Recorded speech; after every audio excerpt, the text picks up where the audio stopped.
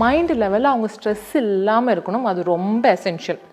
நம்ம அடுத்த ஜென்ரேஷன் நம்ம குழந்தைங்களுக்கு நம்ம கொடுக்கக்கூடிய பெரிய கிஃப்டே பார்த்திங்கன்னா ஒரு நல்ல ஹெல்த் தான்.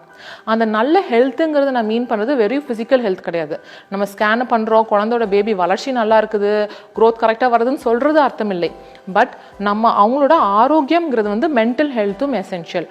குழந்தையோட மென்டல் ஹெல்த் வயிற்றுக்குள்ளே இருக்கும்போது அவங்க அம்மாவோட அந்த ஆன்டினேட்டல் டைமில் அவங்களோட மென்டல் ஹெல்த் எந்த அளவுக்கு ரிலாக்ஸ்டாக இருந்துச்சோ அந்த அளவுக்கு அப்படியே பேபி சைடில் ரிஃப்ளெக்ட் ஆகும்.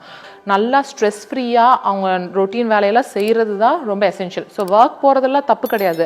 ஆனால் அந்த ஒர்க்கிங் என்விரான்மெண்ட் அவங்க எந்த அளவுக்கு வச்சுக்கிறாங்க, அவங்க அங்கே இருக்கிற அந்த ஒர்க் ஸ்ட்ரெஸ் எல்லாம் எந்த அளவுக்கு ஹேண்டில் பண்ணுறாங்க, அதெல்லாம் தான் விஷயம். ஸோ பேசிக்காக ஸ்ட்ரெஸ் ஃப்ரீயாக இருந்துக்கணும். ஃபிசிக்கலாகவும் நல்ல ஹெல்தி பேபி, மென்டலாகவும் நல்ல ஹெல்தியான மென்டலி ஃபிட் பேபியாக நம்ம கொடுக்குற அளவுக்கு நம்ம ரெடி ஆகிக்கணும். தேங்க்யூ.